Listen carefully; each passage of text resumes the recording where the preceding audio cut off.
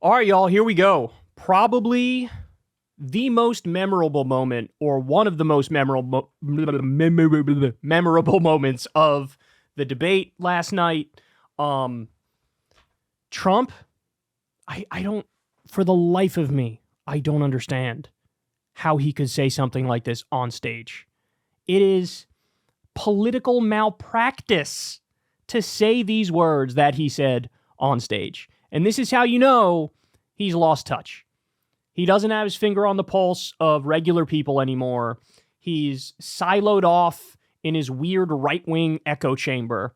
And as a direct result of that, we get this moment, which is worth a trillion memes from now until the end of time. Here we go. In Springfield, they're eating the dogs, the people that came in. They're eating the cats. They're eating the pets of the people that live there.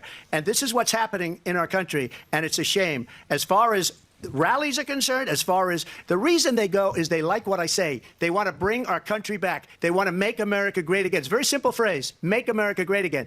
She's destroying this country, and if she becomes president, this country doesn't have a chance of success. Not only success, we'll end up being Venezuela on steroids. I just want to clarify here. You bring up Springfield, Ohio, and ABC News did reach out to the city manager there. He told us there had been no credible reports of specific claims of pets being harmed, injured, or abused by individuals within the immigrant community. Well, I've seen people on television. Let me just say here, this is the people on television say my dog was taken and used for food. So maybe he said that, and maybe that's a good thing to say for a city manager. I'm not taking this from television. But the people on television saying their dog was eaten by the people that went there.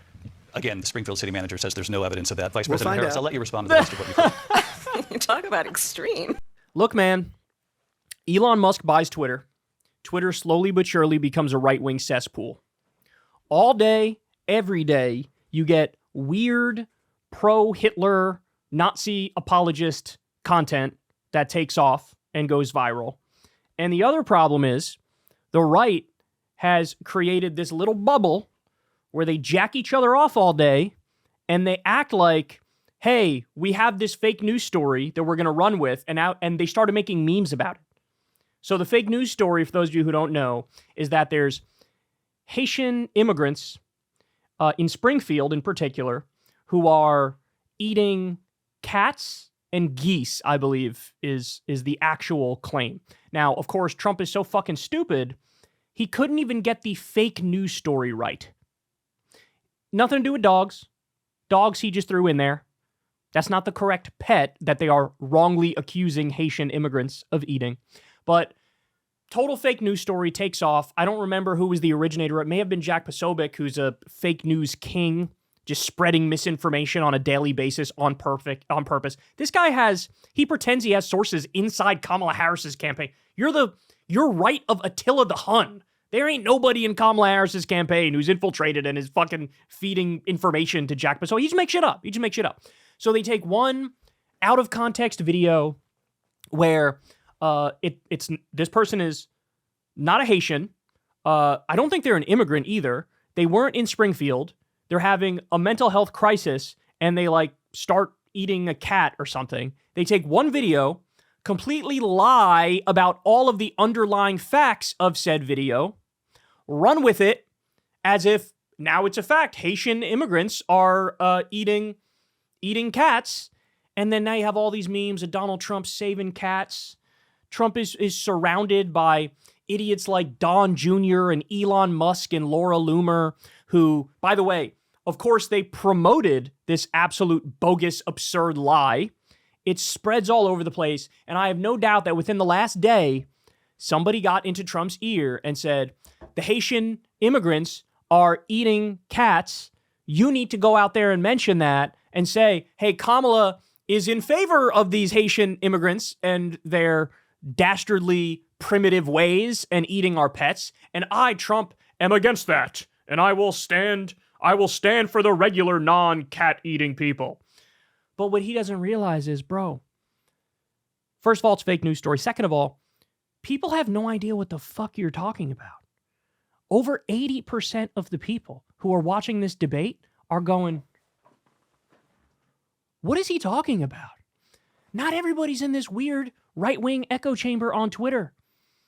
In fact, Crystal was saying, somebody Crystal knows texted her, this person's not apolitical. They follow somewhat. Texted and said, what is he babbling about? I don't know what this means. What does this mean? So now it's just old weird guy saying old weird thing while young, more with it person on stage is sort of laughing at him and brushing him off as you would anybody who's standing on a street corner screaming about end times or old man yelling at cloud. She's reacting with the sort of nonchalant disdain that such absurdity deserves. And of course, the moderator, you put the moderator in a position where they have to come out and say, yeah, that's not true. They literally did their own investigation and found out it's not true. You have the cops coming out and saying it's not true. I mean, there was a PBS NewsHour segment where they went and spoke to some employer in Springfield. And this person's like, look, I got to be honest with you guys. I wish we had more Haitian immigrants because the fact of the matter is they're very family-oriented. They're very disciplined. They do the job well. They work hard. They don't bother anybody. They take care of their business. So in other words, they took the reality of the situation of immigrants as hardworking people, believing in the American dream and just trying to get by and provide for their family, and they flipped it on their head. These are primitive, barbaric savages who are eating your dogs. Total implosion. Guys, understand something. In 2016, Trump had a normie touch to him, right? Of course, he had the same bigotry and xenophobia of, we get total and complete shutdown of Muslims coming in this country till we can figure out what the hell is going on. He, of course, gave us that. The Mexicans, they're criminals, they're rapists. I assume some are good people. He had all that. I'm not denying that.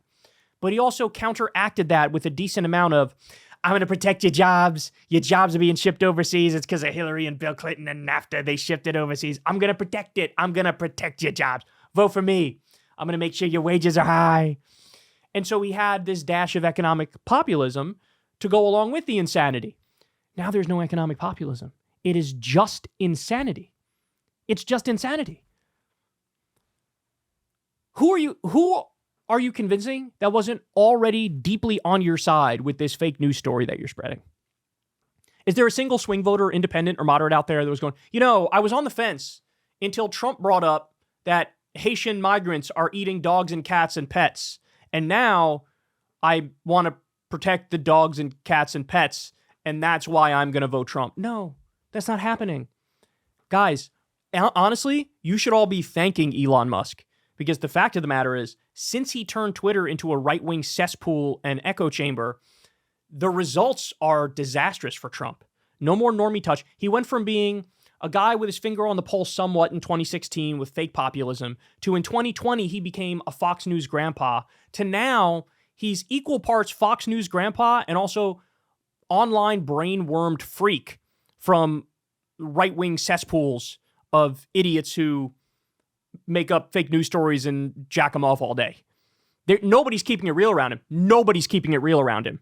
So instead of getting stuff on Social Security and wages and unions, you get fake news about migrants eating dogs. Self-immolating, bro. He is self-destructing in front of us here. I don't think people really understand how bad this is, because this is the reaction from Kamala is exactly the right reaction too. It's not like, she's not reacting like me, where I'm like detailing, here's the 500 reasons why this is preposterous and wrong and absurd, and these guys are assholes. She's not doing that. She's not being a tedious, I'm going to go point for point kind of person. She's just laughing it off. As most people who are watching this, that's what they're going to do, bro. That's what they're going to do. The unseriousness of Trump is just oozing from every pore in his orange body, bro. Oh, he's in trouble. So this is probably the biggest moment of the night. This is what's going to get most of the conversation going. And it is a flat-out embarrassing moment. This is what happens when you fucking put Laura Loomer next to yourself, asshole. This is what happens. This is what happens. Hey, y'all, do me a favor and like and subscribe. It helps out big time in the algorithm. Click the bell as well for notifications when videos drop. And watch that video on screen right now. You know you want to.